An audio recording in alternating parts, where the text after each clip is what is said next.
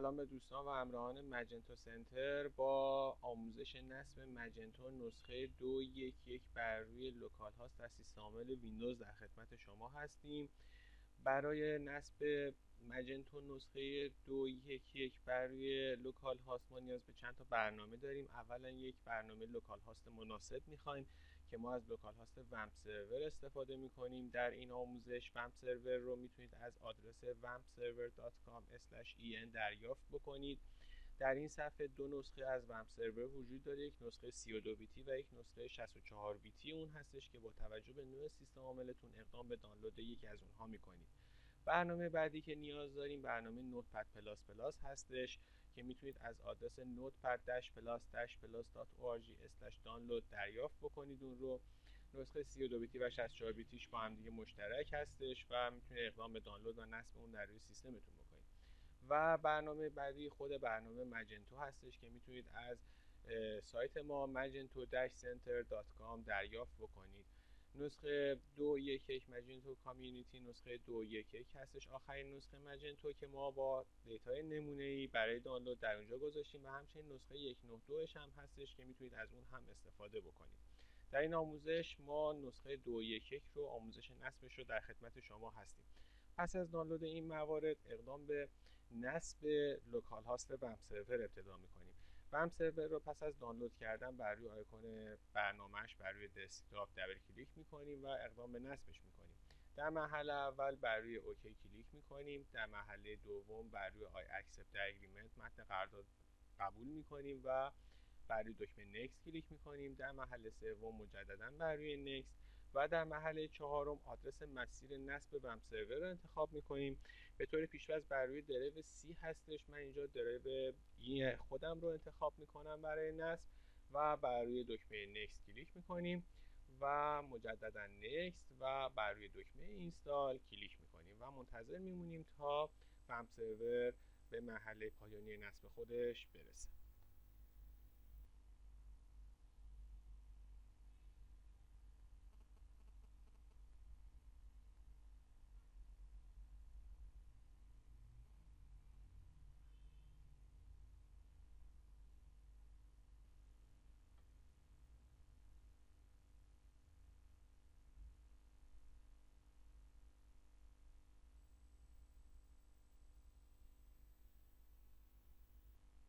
خب در حین نصب برنامه ومپ سرور سوالی از ما پرسیده میشه که میگه که میتونید که براوزر خودتون رو دیفالت براوزر خودتون رو استفاده بکنید یا اینکه براوزر دیگه ای رو به سیستم معرفی بکنید. به برنامه ومپ سرور ما اینجا براوزر دیگه ای رو میخوایم استفاده کنیم.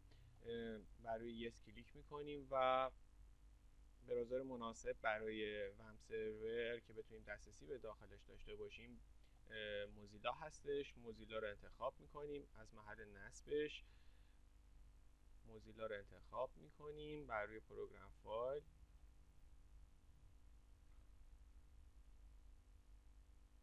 و firefox.exe رو انتخاب میکنیم و اوپن میکنیم و مرحله بعد تکست ادیتور ما هستش که میگه که از نوتپد میخواین استفاده کنیم به عنوان دیفالت یا از تکست ادیتور دیگه ای. ما تکست ادیتوری که نوتپد پلاس پلاسی که نصب کردیم رو اون رو معرفی میکنیم و مجددا بر روی یس میزنیم. از داخل برنامه ها داخل درایو C مسیر نصبی که نوتپد پلاس پلاسمون نصب کردیم استفاده میکنیم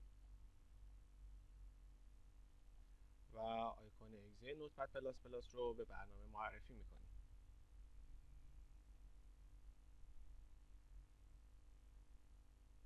در این مرحله برنامه مسیر نصب میگه که در حدود 30 ثانیه طول میکشه که برنامه ومپ سرور بر روی سیستم شما نصب بشه. صبر میکنیم تا ادامه نصب برنامه ومپ سرور بر روی سیستم انجام بشه.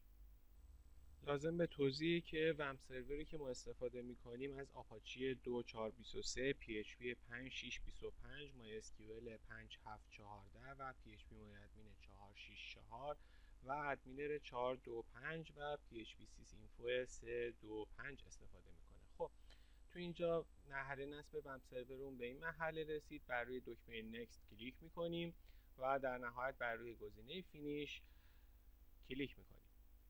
وم سرور ما نصب شده. با دبل کلیک کردن بر روی آیکون اون میتونیم برنامه وم سرور رو اجرا بکنیم. وم سرور پس از اجرا باید آیکونش به نشانه سبز رنگ تبدیل بشه که اگر زرد بمونه یا قرمز بشه مشکل داره. معمولا از پورت 8080 اگر استفاده بشه و پورت 80 ما درگیر باشه آیکون وم سرور به رنگ نارنجی هستش و میتونید با گزینه‌هایی که در اختیارتون گذاشته برای تست پورت 80 توی قسمت آپاچی استفاده بکنید و مشکل پورت 80 تون رو حل بکنید. برای ادامه کار در وم سرور ما باید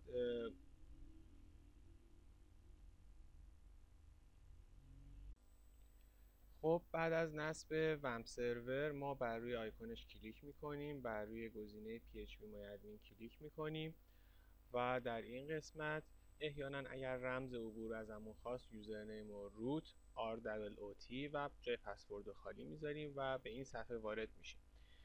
در قسمت دیتابیس کلیک میکنیم و اینجا یک دیتابیس جدید درست میکنیم. به عنوان مثال من اسم دیتابیس همون میذارم مجنتو 2 و بر روی کریت کلیک میکنیم. بعد از اینکه دیتابیسمون ساخته شد ما دیگه با این صفحه کاری نداریم و صفحمون رو میبندیم. بعد از ساختن دیتابیس برنامه مجنتو 2 نسخه 2.1.1 رو که از سایت مجنتو داش سنتر دریافت کردیم رو در محل نصب وم سرور کپی میکنیم. برای این کار بر روی آیکون وم سرور کلیک راست میکنیم، پراپرتیز رو میزنیم و بر روی اوپن فایل لوکیشن کلیک میکنیم. محل نصب برنامه‌مون پیدا میشه و در پوشه www مجنتو 2.1.1 که دریافت کردیم رو درش کپی میکنیم و در همینجا این فایل زیپ رو اکسترکتش میکنیم.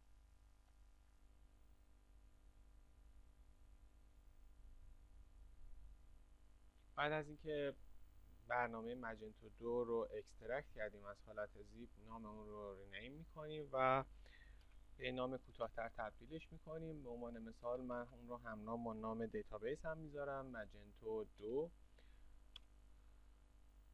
سپس بر روی آیکون وم سرور در کنار ساعت کلیک چپ میکنیم. بر روی لوکیل هاست که اگر کلیک بکنیم میبینیم که در قسمت پروژکت ها مجنتو 2 هستش. بعد در آدرس میتونیم بر روی لوکیل هاست و گزینه مجنتو 2 رو انتخاب بکنیم و وارد محیط نصب مجنتو بشیم. به نصب برنامه مجنتو خوش اومدید. از اینجا تازه نصب برنامه خود مجنتو بر روی لوکال هاست آغاز میشه. بر روی آی اگری اند ستاپ مجنتو کلیک میکنیم. محل اول استارت ریدنس چک رو میزنیم که اگر احیانا سیستم ما دچار مشکل و نقصی باشه اون نقص و مشکل رو برطرف بکنیم. همونطور که میبینید PHP setting check به ما ارور داده و بقیه گزینه‌ها تیک سبز داره. برای رفع مشکل PHP setting check باید مراحل زیر رو طی بکنیم. ابتدا باید فایل PHP آینی رو پیدا بکنیم و اون رو بتونیم ادیتش بکنیم. برای اینکه فایل PHP آینی رو پیدا بکنیم بر روی وم سرورمون کلیک میکنیم، بر روی لوکیل هاست کلیک میکنیم و در این قسمت بر روی PHP info کلیک میکنیم. همونطور که میبینید در این قسمت loaded configuration فایل آدرس فایل PHP آینی ما هستش. آدرس رو انتخاب میکنیم و کپی میکنیم و صفحمون رو مینیمایز میکنیم، مای کامپیوتر رو باز میکنیم و آدرسمون رو در اینجا پیست میکنیم، اینتر میزنیم و بعد از اینکه فایل PHP آینیمون رو پیدا کردیم بر روی اون راست کلیک میکنیم و با برنامه نوتپد پلاس پلاس که برای ادیت کردن فایل های تکست استفاده میکنیم اون رو باز میکنیم. بعد از اینکه اون رو باز کردیم باز به صفحه نصب مجنتومون میریم. در قسمت ریدنس چک و پیام خطایی که داده رو بررسی میکنیم. همونطور که میبینید always populate raw post data رو ارور گرفته و گفته برابر 0 هستش و میگه اون رو برابر -1 مقدارش رو قرار بده. خب تو آموزش هایی که قبلا هم داده بودیم در سایت این مقدار رو اگر 0 یا 1 بود بعد تبدیل به -1 بکنیم و هر گونه علامت، سیمیکالون و نوشته دیگه قبل از این متن بود در فایل PHP آینی اون رو بعد پاک بکنیم. این گزینه رو انتخاب میکنیم، کپی میکنیم و در نوتپد پلاس پلاسمون اون رو سرچ میکنیم. کنترل F رو میزنیم، مقدارمون رو فایند میکنیم. همونطور که میبینیم پیدا شد، برابر -1 هست ولی قبلش سیمیکالون داره، اون سیمیکالون رو حذف میکنیم و بر روی سیو کلیک میکنیم. بعد از اینکه سیو کردیم صفحه‌مون رو میبندیم و خب مجددا ترایگین رو میزنیم تا ببینیم مشکلمون حل شده یا نه. بله، میبینید که PHP setting check تیک سبز خورده. احیانا اگر بعد از اینکه فایل PHP رو تغییر دادید و مشکل همچنان حل نشده بود و همون ارور رو دریافت میکردید، میتونید بر روی وب سرورتون کلیک بکنید و ریستارت آل سرویس رو بزنید و مجددا بر روی ترایگین کلیک بکنید. برای ادامه بر روی نکست کلیک میکنیم. همونطور که میبینید دیتابیس سرویس هاستمون نوشته، لوکل هاست هستش، اینا رو دست نمیزنیم و تغییرشون نمیدیم. دیتابیس نیممون همون دیتابیس نیمی هستش که در PHP my admin ساخته بودیم، ماجنتو 2. بر روی نکست کلیک میکنیم. در این قسمت آدرس فروشگاهی که قرار ساخته بشه هستش که ما دسترسی میتونیم داشته باشیم از طریق لوکال هاست بهش، و این هم پنل مدیریتی هستش که میتونیم اون رو تغییر بدیم. به عنوان مثال من اون رو ادمین آندرلاین ماجنتو میذارم. فقط باید اینا رو به خاطر داشته باشید و در جای ذخیره بکنید برای دسترسی بهش. در قسمت ادوانس آپشن گزینه‌های مختلفی هستش که برای تغییر میتونید اونها ازشون استفاده بکنید. اگر اطلاعات زیادی ندارید میتونید اونها رو بدون تغییر رها بکنید و بر روی نکست کلیک میکنیم. وارد مرحله بعد میشیم که در اینجا تایم زون کشورمون رو انتخاب میکنیم که قسمت اول ایران هستش. با زدن دکمه آی سعی میکنیم ایران رو پیدا بکنیم.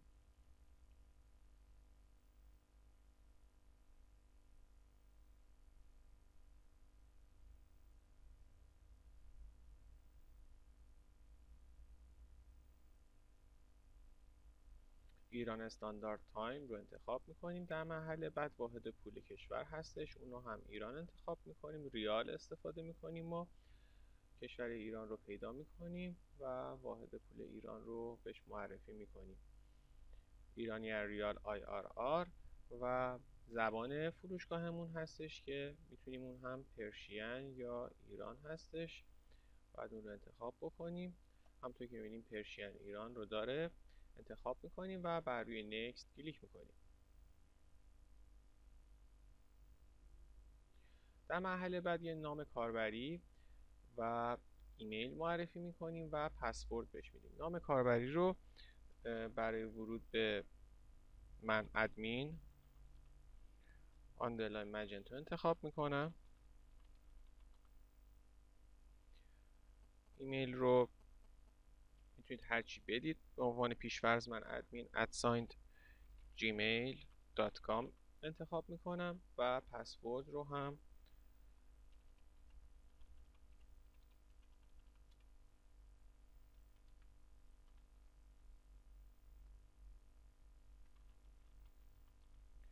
همونطور که میبینید مقدار قدرت و قوی بودن پسوردتون رو ماجنتو بررسی میکنه که اگر خیلی ضعیف باشه اجازه انتخاب رو به شما نمیده. در مرحله بعد مجددا نکست میزنیم و بر روی دکمه اینستال نو که نصب نهایی ماجنتو بر روی لوکال هاست وب سرور در سیستم عامل ویندوز هستش رو ادامه میده. این نصب معمولا بین 30 دقیقه تا 45 دقیقه به خاطر سنگینی برنامه ماجنتو طول میکشه و حجم زیاد فایل هایی که داره.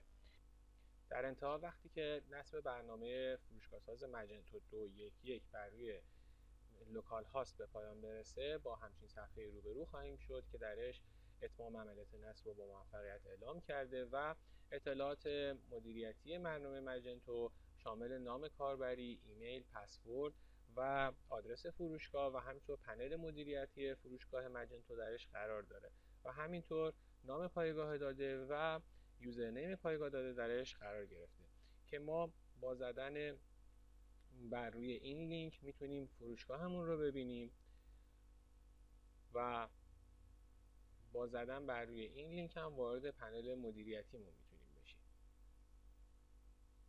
منتظر میمونیم تا صفحه باز بشه. خب صفحات باز شد. میبینید که صفحه نمونه فروشگاه ما باز شده. این همون دیتای نمونه هستش همراه با مجنتو هستش و اطلاعات اولیه رو خودش اضافه کرده. صفحه پنل مدیریتی هم باز شده. اینجا با همون یوزرنیم پسوردی که ما قبلا داده بودیم میتونیم واردش بشیم و وارد قسمت پنل مدیریتی بشیم و از امکانات پنل مدیریتی استفاده بکنیم که در مباحث بعدی به توضیحات تک تک این المان ها پرداخته میشه. دوستان در پایین همین مطلب میتونید برای ما نظرات، پیشنهادات، انتقادات و همینطور سوالاتتون رو در رابطه با نصب فروشگاه‌ساز مجنتو 2.1.1 بر روی وم سرور در سیستم عامل ویندوز به ما اطلاع بدید. ما هم بررسی میکنیم و مشکلات مطرح شده رو حتما پاسخگو خواهیم بود.